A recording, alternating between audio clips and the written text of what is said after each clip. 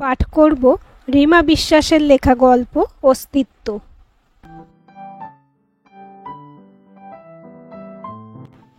এবাড়ির toothpaste পর্যন্ত অনেক দামের। বাথরুম যে এমন হয় তাও ধারণার বাইরে। বডি ওয়াশের ভ্যারাইটি দেখলে চোখ ধাঁধিয়ে যায়। অ্যাডভোকেট অয়নরায় তো জ্যাজ চালিয়ে বাথরুমে ঢোকেন। বাথরুমের ভিতর সাউন্ড বক্স ফিট করা, 3D ওয়ালের টাইলসগুলোই দুরন্ত ডলফিনের লাফঝাঁপ। মৃত্যুঞ্জয় শুধু দেখে, ভাবে আর উপলব্ধি করার চেষ্টা করে। মানুষের ভাগ্য বুঝি এমন চমৎকারভাবে বদলে যায়। হ্যাঁ, জীবনকে বদলাতে দেখেছে এই 20 বছরের তারুণ্যে ভরপুর জীবনে, কিন্তু তার সুখকর পরিবর্তন নয়। সে পরিবর্তন অসুবিধার, জটিলতার, কখনো মন ভেঙে দেওয়ার। এ বাড়ির সামনে লম্বা লন পেরিয়ে বিশাল বাগান, সবুজ ঘাস, গোলাপ, বাগান বিলাস, আরও অনেক ক্যারি করা ফুল গাছ। অত গাছের নামও জানা নেই। বাগানের কোণ বরাবর আছে সার্ভেন্ট কোয়ার্টার। সেখানে পাশাপাশি থাকে এদের মালি আর কেয়ারটেকার। এখনও অবশ্য এবারে আমার কথা ভাবতে কেমন যেন বাধে। সামনের উঁচু আতা গাছটার ছায়াতলে বসে খেলছে এবারের মালির মেয়ে ঝুম্পা আর কেয়ারটেকারের ছেলে সরজু। সেদিকেই চোখ যায় বারবার। এই এত ঐশ্বর্য, সফিস্টিফিকেশন বা খ্যাতি নয়। এই বাচ্চাগুলো যেন মনে করিয়ে দেয় কত কথা। এদের দলেই তো ছিল কয়েক মাস আগে, মাত্র 6 মাস। এ 6 মাসে কেমনভাবে বদলে গেল মৃত্যুঞ্জয়ের পৃথিবী। এর আগে কে ছিল সে? বাগদিপুরের এদো গলির ভাড়া বাড়িতে থাকা এক সাধারণ কর্মচারীর ছেলে, যার বাপ কোনো এক বেসরকারি অফিসের কম্পিউটারে হিসেব তোলে। কখনো সাহেবের সঙ্গে তার তদারক হয়ে অফিসের কাজে ট্যুরে বের হয়। স্যাঁতস্যাঁতে খুপড়ি ঘর, দেওয়ালে লোনা ধরা, দেওয়াল জোড়া দেবদেবীর ফটো, মেঝে সিমেন্ট ওঠা বাথরুমের শ্যাওলা। যতই পরিষ্কার করো, নালি দিয়ে জল ঠিকমতো যায় না, তাই জমা জলে শ্যাওলা ধরে। এর উপর বর্ষায় কেঁচো কেন্দ্রের উপদ্রব। ঘরে ছোটাছুটি করে ধাড়ি ইঁদুর। নাকে মাঝে মাঝে আসে ছুঁচোর গন্ধ। রান্নাঘরে পুরনো কৌটোয় রাখা চানাচুরের ঢাকনা খুললে আসে আরশোলার লাদির বোটকা গন্ধ। এভাবেই চলছিল তো বেশ। এভাবেই ভাড়া বাড়ি ঘুরে কখনো মিউনিসিপ্যালিটির, কখনো সরকারি স্কুলে পড়া চালিয়ে মৃত্যুঞ্জয় অঙ্কে অনার্স নিয়ে ভর্তি হলো সরকারি কলেজে। ভালো ছিল। মানুষ যতক্ষণ চোখ বুজে থাকে ততক্ষণ ভালোই থাকে। অসুবিধা হয় চোখ খুলে গেলে। আর একই ভীষণ চোখ খোলা, বলা যায় মাথার পিছনে আঘাত। মাত্র 6 মাস হলো, এর ভিতরে মৃত্যুঞ্জয়ের 20 বছরের জীবনের সত্যটা মিথ্যে হয়ে গেল। মায়ের সঙ্গে গেছে বাজারে, হাতে থলি। সন্ধ্যা তখন বেগুন হাতে নিয়ে নেড়েচেড়ে দেখছেন তা কানা কিনা। আর তখনই একটা বিশ্রী দেখতে লোক, পেট মোটা, চোখের তল ফোলা, চুল ওঠা, ঠোঁটের কোণের ক্ষতওয়ালা একটা লোক। লোকটা সন্ধ্যাকে, মৃত্যুঞ্জয়ের 45 বছর বয়সের মাকে কি নামে ডাকলো আর কি জিজ্ঞেস করলো? লোকটা জিজ্ঞেস করলো, গুলাবো তুই? শালি ধান্দা ছাড়লি যে, দিন চলে? সন্ধ্যা লোকটাকে দেখে যেন কেঁপে উঠল, যেমন ভয় পায় পাঁঠা কসাইকে দেখে। তারপর আর কোনো কথা না বলে হাতের বেগুন ওখানেই রেখে মৃত্যুঞ্জয়কে বলল, চল। এ কি স্বাভাবিক কিছু? মাকে অজস্রবার প্রশ্ন করে গেছে এ বিষয়ে। মা, লোকটাকে চড়ালে না কেন? কে ছিল? ওকে ভয় পাওয়ার কি কারণ? কিন্তু সন্ধ্যা প্রায় ওর সব প্রশ্ন অগ্রাহ্য করে কখনো হাঁড়ি মাজছে তো কখনো গ্যাসের ওভেনে কড়া চাপাচ্ছে। অকারণে রান্নাঘরের কৌটোগুলোর প্যাঁচ কষছে আর ন্যাতা দিয়ে সেগুলো মুছছে। এগুলো ঠিক ছিল না। একটা সময় না পাওয়া উত্তরে ক্লান্ত হয়ে বসে পড়ে দেখতে লাগলো মায়ের চোখ মুখ। ভদ্রমহিলার চোখ মুখ অন্যরকম। শ্যামলা মুখটা ফ্যাকাশে, চোখ দুটো অস্বাভাবিক। শান্ত ধীর গলায় মৃত্যুঞ্জয় জিজ্ঞেস করল, কি হয়েছে? মা উত্তর দিল না। কড়াতে ছ্যাং ছুং শব্দে যখন ফোড়ন দিল তখন চেঁচিয়ে উঠল মৃত্যুঞ্জয়, সত্যিটা বলবে? বাইরে বেল বাজছে। ছুটির দিন, তাই বাবা গিয়েছিল আর একটা বাড়ির খোঁজে। এ বাড়িটা বড়ই অস্বাস্থ্যকর, এখানে থাকা যায় না। তাই অন্য সময় মা চেঁচিয়ে বলে, বুবাই দরজাটা খোল। কিন্তু আজ সে ছুটে গেল নিজেই দরজা খুলতে। মৃত্যুঞ্জয় কেরানি বাপ প্রতাপ বক্সে প্লাস্টিকে ভরা পেয়ারা থলে এগিয়ে দিল হাসি মুখে। কিন্তু সন্ধ্যা তখনই হাউমাউ করে কান্নায় ভেঙে পড়ল। দরজাটা তাড়াতাড়ি দিয়ে প্রতাপ কোনো মতে সামলালেন স্ত্রীকে। সন্ধ্যা ভেঙে পড়েছে। কান্নার দমক সামলে ফুঁপিয়ে কোনো রকমে বলল, আজ আমার সর্বনাশ হলো গো, সর্বনাশ। কি হয়েছে? প্রতাপ শঙ্কিত। সন্ধ্যা বলল, আজ বাজারে লাসমান শেঠজির সঙ্গে দেখা হয়েছিল। রান্না, খাওয়া, স্নান আর কিছুই হলো না সেদিন। অন্যদিন ছুটির বার হলে মা মুরগি রাঁধে। আজ বাজার থেকে নিয়ে এসেছিল পাবদা, তাই বেগুন দিয়ে ঝোল করার কথা ছিল। স্নান সেরে তিনজনে খেতে বসে রান্নাঘরের সামনেটাই। তারপর ভাত খেয়ে একটা ঘুম। কখনো টিভিতে প্রতাপ দেখেন মারদাঙ্গার হিন্দি বই, সন্ধ্যাও দেখে। মৃত্যুঞ্জয় কখনো ফেসবুক ঘাঁটে, গল্প পড়ে ফেসবুক রাইটারদের। আর আজ রান্নাঘর পড়ে রইল। বেগুন আনা হয়নি, মাছগুলো ভাজা পড়ে আছে, কড়ার ঝোল ফুটতে ফুটতে শুকিয়ে গেছে। সন্ধ্যা প্রতাপের বুক আঁকড়ে মেঝেই পড়ে। প্রতাপ অসহায়ভাবে স্ত্রীকে আগলে বসে। মৃত্যুঞ্জয়ের মাথায় একটা আবছা সমীকরণ তখনও ফর্মুলায় আসেনি। বিকেলে প্রতাপ ওকে নিয়ে বেরোলো বাইরে। রাস্তা একটানা নিম্নচাপে দৌড়াতে প্যাচপেচে। জলো হাওয়ার দোসর গুমোট গরম। রেক্সিন খাটানো ঠেলাগাড়ির উপর কাঁচের শোকেসে রাখা আলুর চপ, বেগুনি। গরম কড়ার তেলে ছাড়া হয়েছে ফুলুরি। একটা ঠোঙায় প্রতাপ বেগুনি আর আলুর চপ নিলেন। দুপুরে কিছু খাসনি? দুটো মুখে দে, বললেন। খিদে পেয়েছিল, সারাদিনের না খাওয়া খিদে তো পাবেই। তাই বিট নুনের গন্ধ স্বাদে মাখা চপগুলো দু কামড়ে শেষ করে ফেলল। প্রতাপ বললেন, যা তোকে কখনো বলার প্রয়োজন পড়বে বলে ভাবিনি, তা আজ বলতে হচ্ছে। ভেবেছিলাম অতীত কখনো সামনে এসে দাঁড়ায় না, কিন্তু আফসোস। দীর্ঘশ্বাস ছাড়েন প্রতাপ। বলেন, এখন ভাবি, আমি হুট করে মরে গেলে তারপর যদি তুই সবটা জেনে ওকে গ্রহণ না করিস, তবে সে কোথায় যাবে? তখন গলার কাছে সব খাবারগুলো ঠেলা দিচ্ছে। ও যা ভাবছিল তাই কি ঠিক? হ্যাঁ, তাই। প্রতাপ যা জানালেন তাতে সন্ধ্যা, যার বাপ মা কেউ ছিল না, এমনটাই জেনে এসেছিল মৃত্যুঞ্জয়, যার জন্য ওর মামার বাড়ির কোনো অস্তিত্ব ছিল না। আর আজ জানল ওর মাকে খুব ছোট বয়সে ওর গ্রামের এক যুবক পতিতাপল্লীতে বেচে দিয়েছিল। সে দেহ ব্যবসায় নামতে বাধ্য হয়। প্রতাপ ছিলেন নিম্ন মধ্যবিত্ত বাড়ির ছেলে। বাপ মাহারা পিসিমশাইয়ের কাছে মানুষ। বন্ধুদের সঙ্গে একবার অ্যাডভেঞ্চারের শখে এসে হাজির হয়েছিল সেখানে। আর সেখানে শ্যামলা জড়সড় মেয়েটাকে দেখে বড় মায়া হয়েছিল। মায়ের গয়না পিসির আলমারি থেকে না বলে বের করে এনে দিয়েছিল সন্ধ্যার মণিবানাকে। সে ওই গয়নার বিনিময়ে ছেড়ে দিয়েছিল সন্ধ্যাকে। সে সময় ওর নাম ছিল গুলাবো। প্রতাপ ওর নাম দেয় সন্ধ্যা। মৃত্যুঞ্জয়ের সারা শরীর ঘেন্নায় পাক দিয়ে উঠেছিল। এই কি ছিল জীবনের অতলান্তে? শেষে এই পরিচয় বয়ে বেড়াতে হবে? বেশ্যার ছেলে? এ যে গালি! কিভাবে বাঁচবে ও? সকাল বিকেল রাত্রে যখন এ প্রশ্নে দুর্বিষহ জ্বালায় জর্জরিত, যখন কিছুতে মেনে নিতে পারছে না নিজের শরীরে বইতে থাকা রক্তের কালিমা, বারবার নিজের অস্তিত্বের উপর উঠে আসছে প্রশ্নচিহ্ন। ঘেন্না করছে এই যুগলকে, যারা ভাগ্যের কুচক্রে ওর বাবা মা। তখন কারাগারে নিশ্ছিদ্র অন্ধকারের ভিতর কোনো এক বেনামি ফাটল দিয়ে দেখা গেল আলোর তীক্ষ্ণ উৎস।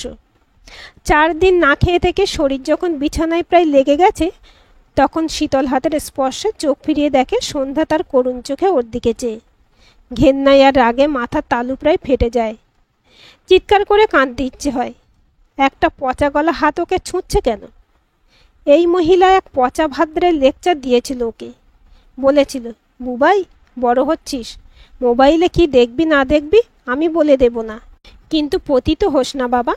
মেয়েদের সঙ্গে প্রেম কর, ক্ষতি নেই, কিন্তু ভোগ্যবস্তু হিসেবে দেখিস না, ওতে স্খলন হয়। অনেক মা মনে করে ছেলে তার ব্যক্তিগত সম্পত্তি, আর সে সম্পত্তিতে আর কেউ ভাগ বসাতে পারবে না। ছেলের রোজগারে থাকবে শুধু তার অধিকার। এখানে অন্য কোনো মেয়ে নিদেন পক্ষে যদি প্রেমিকাও আসে, তবে সে সইতে পারবে না। ছেলে যদি স্ত্রী বা প্রেমিকার পিছনে ন্যূনতম টাকাও খরচ করে, তখন বুকে জ্বালা ধরে যায় মায়েদের। অথচ মেয়েরা যদি তার ছেলের পিছনে টাকা খরচ করে, তখন ভাববে আমার ছেলেটাকে বাগিয়ে নেওয়ার ফন্দি করছে, কারণ ওই ছেলে ভিন্ন মেয়েটির আর বিয়েই হবে না। আমি অমন মানই। বুবাই, তুই একজন আদর্শবান পুরুষ হওয়ার চেষ্টা করিস। সমাজে পুরুষের বড় অভাব। এই সব কথা কি মানায় এদের মুখে? সন্ধ্যা অবশ্য অন্য কথাই বলল, আমি নই রে বুবাই, তোর মা নই আমি। অনেক পাপ কাজ করেছে কিনা, তাই ভগবান এমন অসমর্থ করলো। বিয়ের পর তোর বাবা ডাক্তার দেখালে সে বললে, কি একটা টিউব থাকে, ওটা নাকি বন্ধ। আমাদের না ছিল টাকা, না ছিল যুগ তখন অত এগিয়ে। সব বড় বড় জায়গার ব্যাপার, বাঁচা হয়েই চলছিলুম। কিন্তু আমার পরিচিত সুলেখাদি সব নম্বরে নাচত। তখন ওর কোলে দেখলাম লাল লাল চুল, ফর্সা নাদুস নুদুস একটা বাচ্চা। ওকে জিজ্ঞেস করলুম, কার ছাগো? ও বলল, ভিকিরি করবো, একে সিগনালে বসাবো। আমি ওর হাতে পায়ে ধরে 1000 টাকা তোর বাপের থেকে ধার করে সুলেখাদিকে দিয়ে তোকে নিই। তুই আমার রক্তের ছানা রে, তোর বাপ মা অন্য কেউ হবে। রাগে আক্রোশে সন্ধ্যার দুহাত ধরে মৃত্যুঞ্জয় তখন ঝেঁঝে ওঠে, ধান্দাওয়ালি, সব ফালতু মেয়ে ছেলের দল বল। বলি, আমার আসল বাপ মা কে? নইলে থানায় তোদের নামে এফআইআর করব। সে সময় প্রতাপ তার বলিষ্ঠ হাতে এক চড় কষালো গালে। চুপ! আর একটা কথা বললে ঘাট ধরে এ বাড়ি থেকে বিদায় করে দেব।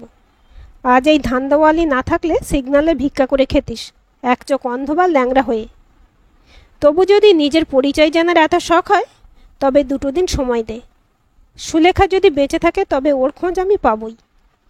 খোঁজ পাওয়া গেল সুলেখার। ম্যাথরপল্লির ঘুপচি গলির ভিতর ভাঙা কাঠের সিঁড়ি নিয়ে যায় দোতলার লম্বা করিডরে।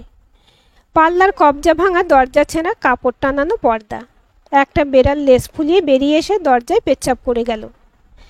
এক শীর্ণ বুড়ি, সাদা চুলের খোপা মাথার উপর, ফর্সা অ্যানিমিক চেহারা, বাতে মেরুদণ্ড বেঁকে গেলেও চোখের জ্যোতি আর গলার স্বর এখনো তীব্র।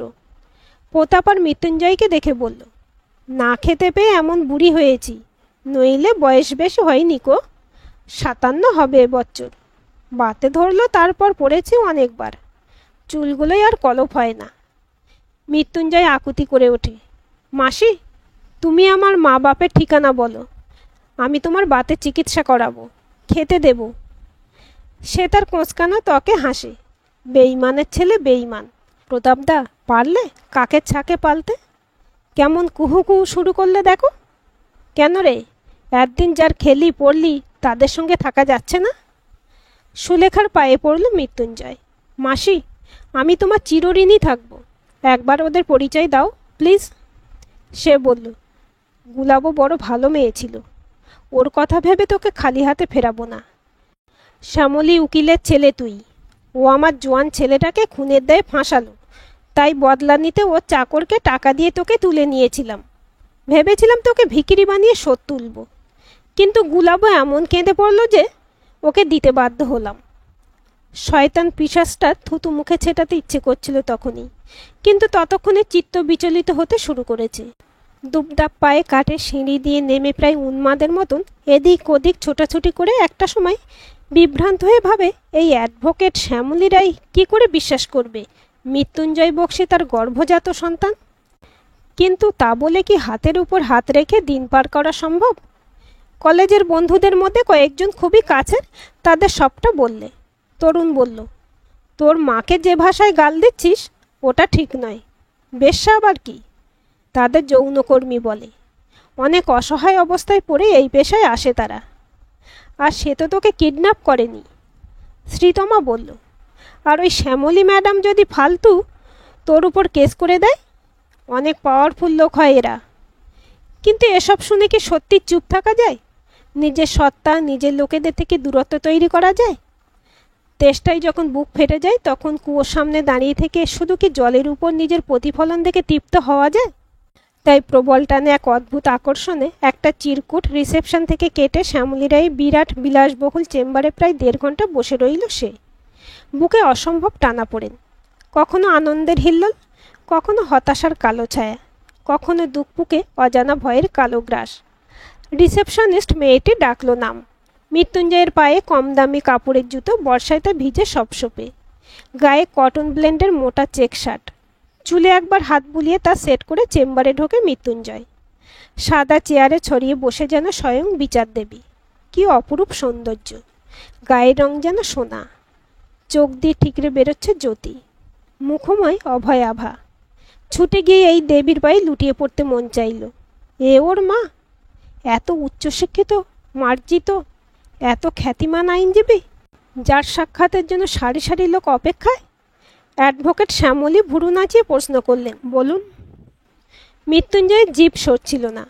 উনি সামনের ফাইল খুলে তাতে মন দিয়েছেন। মিনিট দুয়েকের ভিতর আবার তাকালেন, বললেন, বসুন। মৃত্যুঞ্জয় সামনে চেয়ার টেনে বসল, গলা ঝেড়ে নিয়ে বলল, আপনি উকিল। অবশ্য শুধু উকিল বলে নয়, কেউই মানতে চাইবে না যা আমি এখন বলবো। শ্যামলী ভুরু কুঁচকে তাকালেন। মৃত্যুঞ্জয় বলল, এক বিয়ার বারের ডান্সার আমায় কিডন্যাপ করে যখন আমার বয়স 1। মুহূর্তে জ্বলে ওঠে শ্যামলীর মুখ। বানসি তিওয়ারি ছিল আমার দেখভাল করার, বিশেষত বিকেলে ঘুরতে নিয়ে যাওয়ার লোক। বিয়ার বারের ডান্সার তার ছেলের উপর অন্যায় হয়েছে ভেবে এক উকিলের ছেলেকে কিডন্যাপ করে ওই চাকর মারফত। বানসি তিওয়ারি নামক চাকরকে 10,000 টাকা দিয়ে ঘটায় পুরো ব্যাপারটা। এ ঘটনা কি ফিল্মের স্ক্রিপ্টের মতো শোনাচ্ছে? মৃত্যুঞ্জয় খেয়াল করে ততক্ষণে শ্যামলীর সামনের ফাইলের কাগজগুলো প্রায় খামচে ধরেছে। সে উদ্বেগে টেবিলের উপর ঝুঁকে, ফর্সা মুখটা লাল টকটকে। কাঁপা গলায় মৃত্যুঞ্জয় বলে, আপনি তো উকিল, খুব কি কঠিন হবে আপনার পক্ষে একটা ডিএনএ টেস্টের পারমিশন বের করা? আর তারপরেই পুরো বদলে গেল মৃত্যুঞ্জয়ের জীবন। পাশা খেলার মতন হাঁটতে হাঁটতে হুট করে কি করে যেন পেয়ে গেল সাম্রাজ্য। স্যার, আপনার মাপ। পিছন ফিরে দেখে সাদা পায়জামা পাঞ্জাবিতে দাঁড়িয়ে এক ভদ্রলোক। মৃত্যুঞ্জয় একে চিনল না, কিছুটা অবাক হয়েই তাকালো। সে বলল, আমি ইয়োরশেপ ফ্যাশন হাউস থেকে আসছি। ডিম্পি আগরওয়াল আপনার জ্যাকেট ডিজাইন করবেন, তাই মাপের জন্য। কেমন যেন দম বন্ধ করা অনুভূতি, বুকটা ধুরধুর করছে। কি বলে এই লোকটা? হ্যাঁ, ও শুনেছে অ্যাডভোকেট শ্যামলী রায় মানে মা বলেছিলেন ওর অনারে একটা পার্টি দেবেন। ওনার মহলে চেনা পরিচিত সবার সামনে আনবেন নিজের ছেলেকে। কিন্তু তার জন্য এত আয়োজন? ডিজাইনার নিজের লোক পাঠিয়ে মাপ নিয়ে যাবে মৃত্যুঞ্জয়ের? যে শীত গ্রীষ্ম বর্ষা মোটা প্লাস্টিকের মতন কাপড়ের শার্ট পরে এসেছে। কত শখ হয়েছে ব্র্যান্ডের টি শার্ট কি শার্ট কেনার, কিন্তু পারেনি। আর আজ খাবার টেবিলে থাকে কত রকম বাহারি সব খাবার, hamburger, pizza, tortilla, chicken sausage butter, mayonnaise, মুজ। দুপুরে লাঞ্চ চিকেনে, মাটন, ইলিশ, হরেক রকমের মাছ। নরম বিছানা, ফুরফুরে সাবানের গন্ধমাখা বেডশিট, গ্লাস ওয়ালের বাইরে সবুজ মোড়া বাগান, ফুল পাখি। এ যেন নরক থেকে স্বর্গে উত্তরণ। ঘুম পায়, ক্লান্তি আসে, বুক ভরা সন্তুষ্টি, শুধু একটা বঞ্চনার অতৃপ্তি। মনে মনে সাপ দেয় ও সুলেখাকে, ওর পাপকর্মের সাজা যেন সে পায়। সাজা নিশ্চয়ই পাবে, যেখানে সাজা দেয় মৃত্যুঞ্জয়ের মা। দুদিন আগে বেশ বায়না করে মার সঙ্গে মার গাড়িতে গিয়েছিল কোর্টে। বড় ইচ্ছে জাগছিল মাকে কালো কোট পরে লড়তে দেখার। টিভিতে দেখেছে, কিন্তু তা বলে সামনাসামনি। সাবলীলভাবে শ্যামলী দলিল পেশ করছিল। কাঠগড়ায় দাঁড়িয়ে থাকা ভিকটিম কিনা শেষমেশ অ্যাকিউজডে পরিণত হলো। ভাবতে পারেনি মৃত্যুঞ্জয় একটা রোগা প্যাকাটে চেহারার মেয়ে, যে নাকি নিজেই ভয়ে থরথর করে কাঁপছে, সে তার হাজব্যান্ডের খুন করতে পারে। কিন্তু মা কেমন ঘুরিয়ে দিল কেস। গাড়িতে উঠে একথা মাকে জিজ্ঞেস করতে বলল, মেয়েটাকে দেখে তো খুব সহজ সরল মনে হচ্ছিল, আর তুমি কি করে ওকে ধরলে? প্রুভ করলেও তো কি ইজিলি। শ্যামলীর ছেলে চুল ঘেঁটে দেয়, এর জন্য চাই ধারালো চোখ আর মগজ। আমার ইচ্ছে গ্র্যাজুয়েশন সেরে তুমি ল পড়ে নাও, তারপর জয়েন করো আমার আর বাপির ফার্মে, কেমন? আদরে মার কাঁধে মৃত্যুঞ্জয় মাথা রাখে। বাপিও তো কম নাই। তার অভিযোগ মৃত্যুঞ্জয় খালি মাকে সময় দেয়।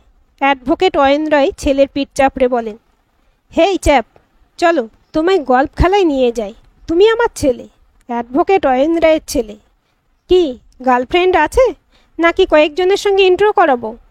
এখনই তো এনজয় করবে। মাম্মামস বয় হয়ে থেকো না champ, you need to grow up. তোমার চলন বলন রহেন সহেন সব বদলাতে হবে। বিছানায় শরীর টান টান করে মৃত্যুঞ্জয়, হাই তোলে। সময় কাটতে চায় না। একবার পুরনো বন্ধুদের কথা মনে পড়ে, আবার নাকে আসে বস্তির পাঁকের গন্ধ। ওসব অতীত, সব ভুলে গা থেকে ঝেড়ে ফেলতে পারলেই এগোতে পারবে। বিছানা থেকে নেমে হাঁটতে হাঁটতে চলে আসে ডাইনিং হলে। লম্বা ডাইনিং টেবিল, একসঙ্গে 12 জন বসে খেতে পারবে। কাঠের চকচকে মেঝে। ডাইনিং টেবিলের উত্তর পূর্ব দিকের গ্লাস ওয়াল দিয়ে দেখা যায় ওদের বাগান। প্রচুর আলো এখানে। টেবিলে রাখা আঙুরের থোকা থেকে কটা আঙুর নিয়ে মুখে পুড়তে রসের উৎসব। হাঁটতে হাঁটতে এগিয়ে চলল দক্ষিণ দিকটায়। একেবারে কোণের দিকে মায়ের চেম্বার, বাবার চেম্বার বাইরে। আলাদা অফিস আছে তার। আজ শ্যামলী চেম্বারেই আছেন। দুদিন পর পার্টি, খুব এটিকেট শেখানো হচ্ছে ওকে। বাড়িতে গ্রুমিংয়ের লোক আসে, ইংরেজি শেখায়, হাঁটা দাঁড়ানো, মানুষের সঙ্গে কতক্ষণ দাঁড়িয়ে কিভাবে তাকিয়ে কতটা হেসে কথা বলা উচিত তার ট্রেনিং। এক এক সময় হাসি পাচ্ছে মৃত্যুঞ্জয়ের। মায়ের চেম্বারের সামনে দাঁড়িয়ে ভাবছে ভিতরে ঢোকাটা এটিকেটের ভিতরে পড়বে। কানে একটা দমকা হাসি এলো। তারপর কথাগুলো বড় স্পষ্ট। কেউ একজন বলছে, ম্যাডাম, আপনি টাকার হকদার। এমন কেস সাজালেন যে ভাইয়ের বউ গেল জেলে, আর ভাইকে দালাল লাগিয়ে খুন করিয়ে প্রপার্টি পেলাম আমরা। শ্যামলের কণ্ঠস্বর স্পষ্ট। আমি এর আগেও ভিকটিমকে অ্যাকিউজড করেছি। নয়না গাছের কেসটা জানেন তো? সে আর বলতে, আপনার রিসার্চ টিম ভালো। আরে এজন্য বুদ্ধি লাগে, বুদ্ধি। নইলে পিডিসি ব্যাংকের ম্যানেজার হীরালাল কি করে ফাঁসলো? যেখানে টাকার রসিদ ওর নামে কাটা হয়েছে আর সই ছিল জালি। এখন সে হাজতে। আর যারা ক্লায়েন্টদের টাকা গাপ করলো তারা ফ্রি, কারণ তারা আমাকে হায়ার করেছিল। ভয়ঙ্কর অট্টহাস্যে ফেটে পড়ছে ঘরটা। মৃত্যুঞ্জয় স্তব্ধ। এসব কি শুনল? ঠিক বুঝল তো? মাথা ঝিমঝিম করছে, কেমন গা গুলোচ্ছে। পৃথিবী কি টলছে ওর সামনে? এরপরে দুদিন গেল ঘোরে। বাপি গেল দিল্লি একটা কেসে, মা মুম্বাইয়ের একটা আর্ট এক্সিবিশনের বিশেষ অতিথি হয়ে। পার্টির দিন ওরা ফিরল। সারা বাড়ি নতুন বউয়ের মতন সেজে উঠেছে। শ্যামলী নিজেও আজ যেন অষ্টাদশী। অয়ন সিনেমা সুদর্শন নায়ক। ওদের পার্টি হবে বাইরের লনে, কিছু আয়োজন ডাইনিং হলে। বার কাউন্টার বসেছে বাইরে। উর্দি পরা বারটেন্ডার অ্যাটেন্ড করছে অতিথিদের। ট্রে হাতে দেশি চিকেন পকোড়া আর বিদেশি চিজকর্ন ফ্রাই সার্ভ করছে লাল পাগড়ি পরা ওয়েটার। গান শোনাচ্ছে রিয়েলিটি শোয়ের কন্টেস্টেন্ট। পাথরের মূর্তির মতো দাঁড়িয়ে মৃত্যুঞ্জয়। শ্যামলী একটা সময় ওর কাছে এসে বললেন, পার্টি এনজয় করছো তো? মৃত্যুঞ্জয় বোবা চোখে তাকালো। I understand. প্রথমবার এরকম পার্টি দেখছো, তাই নার্ভাস ফিল করছো। অনেক কষ্টে শ্যামলীর হাত টেনে ধরল মৃত্যুঞ্জয়। এরা যারা এসেছে এরা কি সবাই 2 নম্বরই করে? Are you crazy? কি আবল তাবল বকছো? এরা সব হাই প্রোফাইল লোকজন। ভবিষ্যতে এদের সঙ্গে তোমায় কাজ করতে হবে। বুবাই? ডাকটায় বুকটা ধক করে উঠল মৃত্যুঞ্জয়ের। পিছন ফিরে দেখে দাঁড়িয়ে সন্ধ্যার প্রতাপ। শ্যামলী হিসিয়ে ওঠে ওদের দেখা মাত্রই, প্রায় তেড়ে যায়। You bloody down market! এখানে আসার সাহস করলে কি করে? তুমি জানো আমার ছেলেকে কিডন্যাপের অপরাধে তোমাদের জেলে ভরতে পারি? দুহাত নেড়ে সন্ধ্যা বলে, বিশ্বাস করুন দিদি, জানতুম না যে ও এত বড় বাড়ির ছেলে। ওকে যে নিয়ে এসেছিল সে ওর জীবন নষ্ট করে দিতে চাইছিল। আমি তো ওকে শাট আপ। বিনা কাগজপত্র দেখে কি করে বাচ্চা অ্যাডাপ্ট করো? ও তো একটা অশিক্ষিত বেশ্যা। আপনি কি করছিলেন? প্রতাপকে উদ্দেশ্য করে প্রশ্ন করে শ্যামলী। প্রতাপ জোর হাতে বলে, দিদি, ভুল করে ফেলেছি। আজ জানতাম না আপনার বাড়িতে আয়োজন আছে। আমরা এক্ষুনি চলে যাচ্ছি। সন্ধ্যা খালি বুবাই বুবাই করে কাঁদে, তাই আজ নিয়ে এলাম। ওরা একবার শুধু মমতায় তাকালো মৃত্যুঞ্জয়ের দিকে। সন্ধ্যা দুহাত তুলে আশীর্বাদ করে দু চোখ জলে ভাসায়। ওরা যখন চলে যাচ্ছে তখন বুকের ভিতর গুঁড়িয়ে যাচ্ছিল মৃত্যুঞ্জয়ের। চিৎকার করে ডাকতে ইচ্ছে করছিল, মা! কিন্তু এদের এটিকেট এসবের অনুমতি দেয় না। মৃত্যুঞ্জয়ের চোখ ঝাপসা। শ্যামলী পিঠে হাত রাখল। পাস্ট ভুলে এগোতে হবে মৃত্যুঞ্জয়।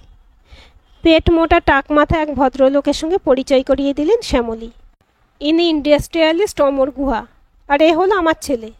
বিদেশে পড়ছিল, এখন দেশে ফিরেছে। Hello gentleman. ভদ্রলোক হাত বাড়ালেন। মৃত্যুঞ্জয় তখনও ঘোরে। শ্যামলী পিঠে হাত রাখেন। কি বলছে মিস্টার গুহা তোমায়? দুহাত জড়ো করে মৃত্যুঞ্জয়। অ্যাডভোকেট শ্যামলী রায় কেবল আমার বায়োলজিক্যাল মাদার, আমার প্রকৃত মা সন্ধ্যা বক্সী। ওনাকে ছাড়া আমি সত্যি কাউকে মা ভাবতে পারি না। কথাটা এতটা স্পষ্ট আর জোরে ছিল যে আশপাশের অনেকের কানে গেল। মৌচাকে ঢিল পড়ার পরের গুনগুন রব শুরু হলো। তারপর ওর হাত এক ঝটকায় টেনে শ্যামলী বললেন, সেন্স কাজ করা কি বন্ধ হয়ে গেল? ওই মেয়ে ছেলেটা কি কিছু খাইয়েছিল? কোনো টোনা টোটকা করলো নাকি তোমার উপর? দুপাশে মাথা নাড়ল মৃত্যুঞ্জয়।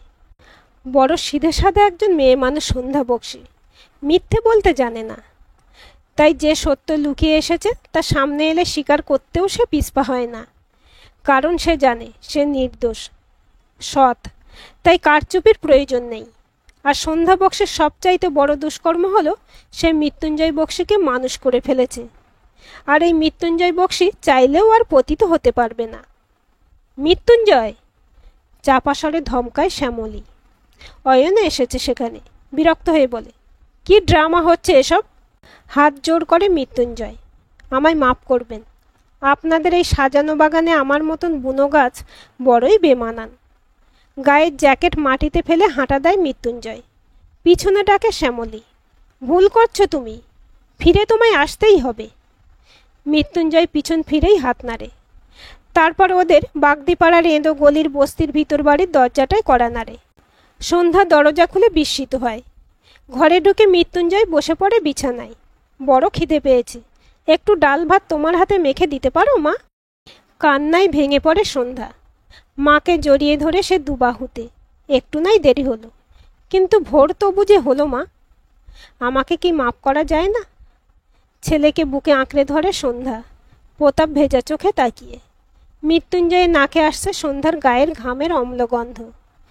কি চেনার পবিত্র এ ঘ্রাণ! মৃত্যুঞ্জয় আজ গন্ধ চিনে গেছে। আর কি দ্বন্দ্ব থাকতে পারে অস্তিত্বের আর পরিচয়ের? আজকের গল্পটি আপনাদের কেমন লাগলো কমেন্ট করে জানাবেন। ভালো লাগলে অবশ্যই একটা লাইক দেবেন আর চ্যানেলটি সাবস্ক্রাইব করে সাথে থাকবেন এবং নতুন ভিডিও আপডেট পেতে বেল আইকনটি ক্লিক করে রাখুন। গল্পটি ভালো লাগলে অন্যদের সাথে শেয়ারও করতে পারেন।